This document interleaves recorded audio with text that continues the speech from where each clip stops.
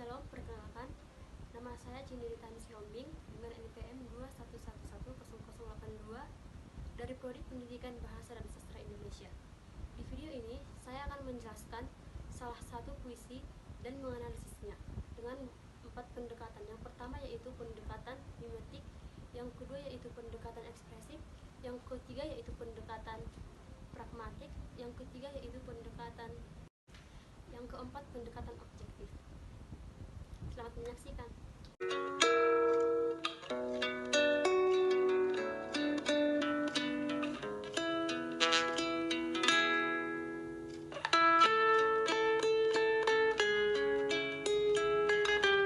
Tak ada yang lebih tabah dari hujan bulan Juli.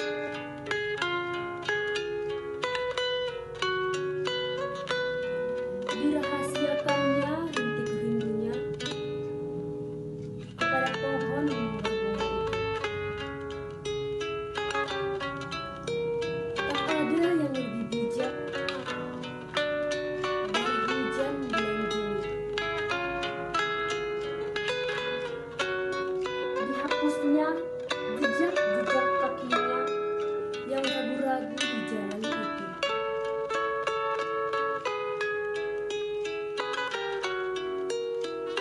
Tak ada yang lebih arif dari hujan bulan Juli. Dibiarkannya yang tak terucap diserap akar pohon itu. Karya Sapardi Djoko Damono.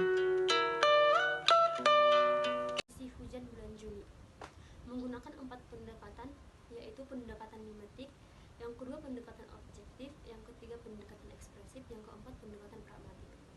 Yang pertama, analisis puisi hujan bulan Juli menggunakan pendekatan mimetik. Secara umum, mimetik dapat diartikan sebagai suatu pendekatan yang memandang karya sastra sebagai tiruan atau pembayangan dari dunia kehidupan nyata. Pada puisi hujan bulan Juli ini menceritakan kisah seseorang yang sedang jatuh cinta, akan tetapi cintanya tersebut tidak berani ia ungkapkan kepada seseorang. Cintanya hanya ia tahan dalam hati, hanya ia pendam dalam hati, dan dia rasakan dengan tabah dan bijak. Yang kedua yaitu analisis puisi hujan bulan Juli menggunakan pendekatan objektif. Pendekatan objektif ialah pendekatan yang memberikan perhatian atau kefokusan penuh pada karya sastra sebagai struktur yang otonom. Yang pertama yaitu tema. Tema puisi hujan bulan Juli ialah mengisahkan mengenai cinta terpendam yang tidak tersampaikan. Cinta yang lebih memilih bersemayam dalam lubuk si pemilik perasaan. Orang itu ragu mengutarakan perasaannya. Meskipun cintanya tidak tersampaikan, si pemilik perasaan tetap tabah, arif, dan bijaksana. Yang kedua yaitu perasaan. Perasaan penyair yang tampak dalam puisi hujan bulan Juli adalah perasaan orang yang kokoh, tabah, ataupun sabar meskipun memendam perasaan cinta. Yang ketiga yaitu nada. Nada puisi hujan bulan Juli yaitu menunjukkan bahwa penyair mengalami keraguan hingga dirinya memilih diam saja dan mencintai dalam diam. Yang keempat yaitu irama. Irama puisi hujan bulan Juli terdapat pengurangan frasa tak ada yang lebih dan hujan bulan Juli. Pengulangan ini sangat mengaruhi irama secara keseluruhan. Yang kelima yaitu gaya bahasa atau majas. Pada puisi hujan bulan Juli terdapat 2 majas, yaitu majas personifikasi dan majas repetisi. Yang pertama majas personifikasi. Majas personifikasi dalam puisi tersebut dapat kita lihat pada lirik tak ada yang lebih tabah dari hujan bulan Juli. Yang seakan-akan hujan tersebut bisa memiliki sifat tabah layaknya seperti manusia. Terdapat juga pada lirik tak ada yang lebih tabah dari hujan bulan Juli. Dirahasiakannya rintik rindunya kepada pohon berbunga itu. Di sini seakan-akan hujan bisa merahasiakan sesuatu seperti sifat manusia. Selanjutnya yaitu majas repetisi.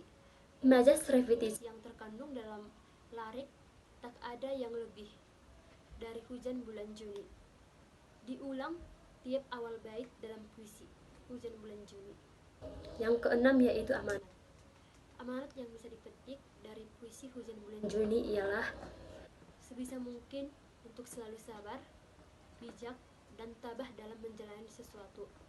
Karena tidak semua hal sesuai dengan apa yang kita harapkan, dan menyampaikan perasaan kepada seseorang yang kita sukai atau kita cintai tidak selamanya menjadi buruk. Yang ketiga yaitu analisis puisi hujan bulan Juni menggunakan pendekatan ekspresif. Pendekatan ekspresif mendefinisikan karya sastra sebagai ekspresi atau curahan ataupun ucapan perasaan atau sebagai produk imajinasi penyair yang beroperasi atau bekerja dengan pikiran-pikiran, perasaan, dan menekankan kepada penyair dalam mengungkapkan melalui penciptaan karya sastra. Dalam puisi hujan bulan Juni ini ditemukan dua ekspresi yang digambarkan oleh Sapardi Djoko Damono, yakni meliputi ekspresi kesedihan dan kekuatan. Adapun ekspresi kesedihan yang dituangkan oleh Sapardi pada larik yang berbunyi dihapuskannya jejak-jejak kakinya, yang berarti Sapardi merasakan kesedihan yang tidak ia utarakan atau cinta yang tidak dapat dia curahkan kepada seseorang. Yang kedua yaitu ekspresi kekuatan yang digambarkan oleh Sapardi, yaitu terdapat pada larik tak ada yang lebih tabah dan tak ada yang lebih bijak, yang berarti penyair mengekspresikan perasaan atau jiwa kuatnya melalui puisi tersebut. Yang keempat yaitu pendekatan pragmatik. Sebelumnya, pendekatan pragmatik itu sendiri adalah kajian sastra yang menitik beratkan kajiannya terhadap peranan pembaca dalam menerima, memahami, dan menghayati karya sastra. Hujan dalam puisi tersebut seolah menjelma menjadi tokoh yang begitu dekat dengan pembaca. Sekian yang dapat saya sampaikan mengenai puisi dan hasil analisis puisi hujan bulan Juni karya Sapardi Djoko Damono. Jika ada tutur kata yang salah atau kata yang kurang berkenan di hati para pendengar,